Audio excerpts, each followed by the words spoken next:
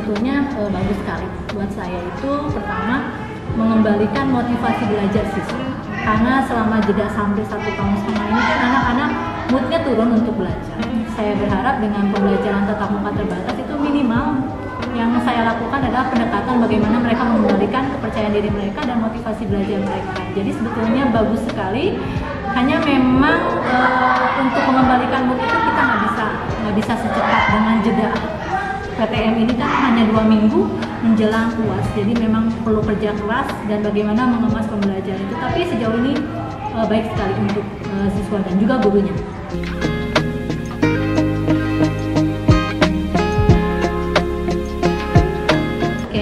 Kendala yang terjadi sebetulnya pada saat shifting, jadi tidak semua siswa memahami bahwa shifting itu ada. Mereka mengeluh, kenapa kok saya nggak ada dengan teman yang A dan B yang mereka terbiasa dalam satu kelas. Tapi kendala itu pada akhirnya berangsur bisa terkendali karena mereka memahami tentang proses shifting belajar ini. Kendala yang kedua ya ini proses untuk menjaga jarak, social distancing di siswa itu memang masih susah karena kan anak-anak SD itu mereka masih kuat dengan keinginan barengan gitu ya. Jadi memang social distancingnya. Kendala yang lain untuk pembelajaran memang kita terbatas. Jadi memang bagaimana mengemas pembelajaran itu yang tadinya utuh menjadi sedikit dikurangi durasinya, memang itu lumayan membuat kita guru itu berpikir bagaimana dalam waktu yang pendek kita bisa kemas pembelajaran.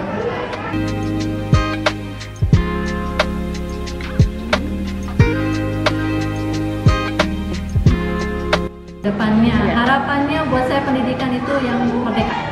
Siswa itu bisa belajar sesuai kemampuan aslinya, keinginan mereka, minat bakat mereka. Jadi jangan dibebani dengan bagaimana seragam untuk lulus di dalam prioritas angka sekian, tapi bagaimana mereka maju dengan keunikan mereka masing-masing. Uniquely in harmony itu adalah motto dalam belajar saya.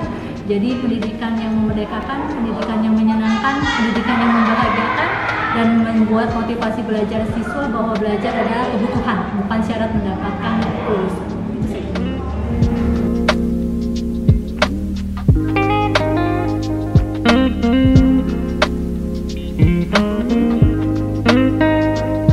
Agak senang saya kan kalau di daring dijelasinnya lewat chat, kan kalau PTM secara langsung jadi lebih paham.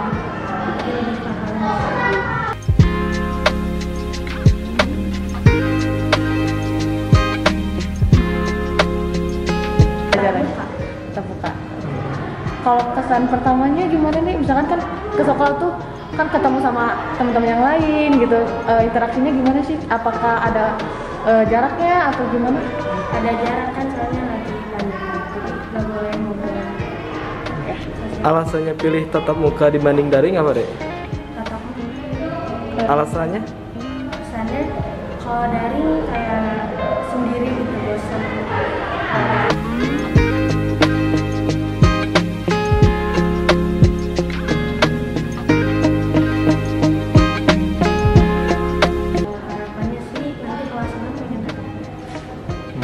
Kembali biasa lagi ya, seperti semula ya. Amin.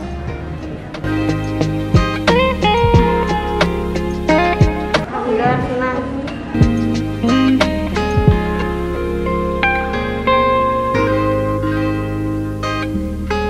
Sekolah tetap muka. Alasannya kenapa? Karena lebih semangat.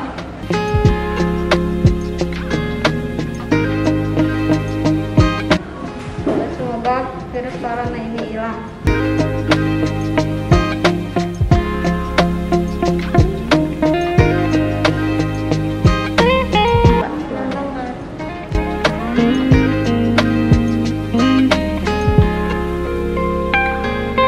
Tetap muka. Alasannya? Karena bisa bertemu teman-teman gitu dan lebih paham gitu.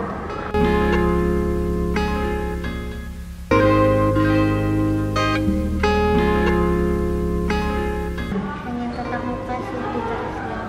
Tetap buka lagi, jadi udah bosan ya deh ya untuk daringnya gitu pengen. Bismillahirrahmanirrahim. Assalamualaikum warahmatullahi wabarakatuh. Saya Ellen Rusnina, Kepala SDN 1 Tarogong Gendrama Sekdas yang berada di Kecamatan Tarogong Kidul, Kabupaten Karo. Saya sangat bersyukur di masa pandemik ini, pada kesempatan di bulan Mei khususnya, merupakan suatu anugerah yang sangat besar. Begitu lama saya sebagai kepala sekolah maupun guru-guru dan anak-anak juga orang tua mengharapkan adanya tatap muka. Nah, di masa pandemik ini yang begitu lama, 1,5 tahun kurang lebih, mereka menunggu untuk kembali belajar secara normal. Tetapi keadaan yang memang tidak memungkinkan, pada kesempatan yang baik ini pemerintah sudah memberikan izin untuk pelaksanaan pembelajaran tatap muka terbatas.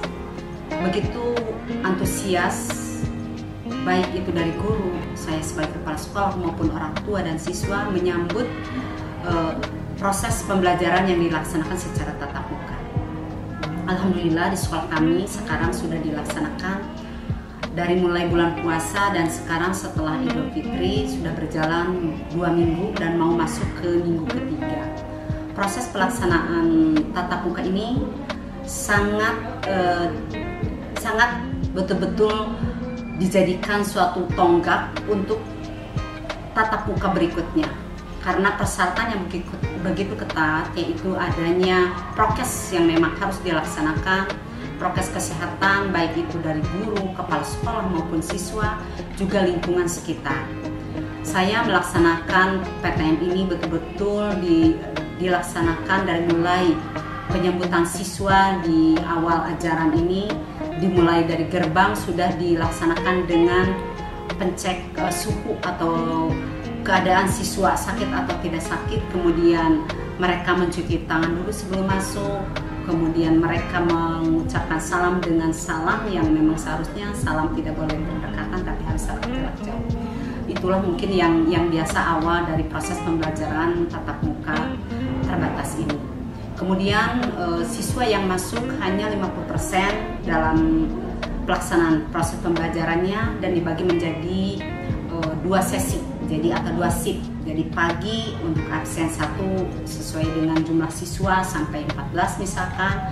Kemudian selanjutnya untuk shift siang dari mulai jam 10 sampai kurang lebih sampai jam 12 itu dilaksanakan dari absen berikutnya dari 15 dan selanjutnya. Mengapa mungkin di sini kami menggunakan shifting? Karena merasa ingin mereka semuanya dapat kegiliran untuk merasakan bagaimana PTM ini dilaksanakan. Jadi mereka betul-betul antusias untuk masuk dan kami sambut. Kalau mereka tidak digunakan shifting ini, mereka akan hanya kebagian dalam satu minggu ini paling 1 kali. Tapi dengan cara shifting ini kami mengatur 1 orang siswa akan mendapatkan 3 kali tatap muka dalam seminggu. Ini alhamdulillah mungkin agak berbeda dengan sekolah yang lainnya, tapi meskipun demikian keadaan kondisi sekolah tetap aman terkendali. Dan harapan kami ke depan untuk pembelajaran tatap muka ini betul-betul dapat dilaksanakan 100%, siswa bisa hadir di sekolah dengan tidak ada shifting, dengan tidak ada apapun, tapi mereka bisa masuk kelas dengan jumlah yang seharusnya, sehingga rasa capek guru bisa terkurangi. Kalau sekarang betul-betul guru dikuras tenaganya, pikirannya, tapi mudah-mudahan di ajaran baru nanti semua bisa merasakan tatap muka secara normal dan tetap melaksanakan protokol kesehatan yang sangat ketat. Harapan saya untuk pendidikan di Garut ini betul-betul bisa meningkat di tahun 2021-2022, karena 1 tahun ke belakang pendidikan terus terang mundur secara kualitas karena dilaksanakan secara DR. Tidak semaksimal mungkin bisa siswa-siswi ini meraih hasil belajar yang maksimal secara tatap muka. Jadi mudah-mudahan di tahun yang akan datang kualitas belajar semakin meningkat, proses belajar semakin meningkat, hasil belajar pun semakin meningkat, sehingga pendidikan di Garut tidak terbelakang tetapi bisa menjadi terdepan di antara kabupaten-kabupaten yang lain. Itu saja yang bisa saya sampaikan. Terima kasih. Billahi taufiq wal hidayah. Wassalamualaikum warahmatullahi wabarakatuh.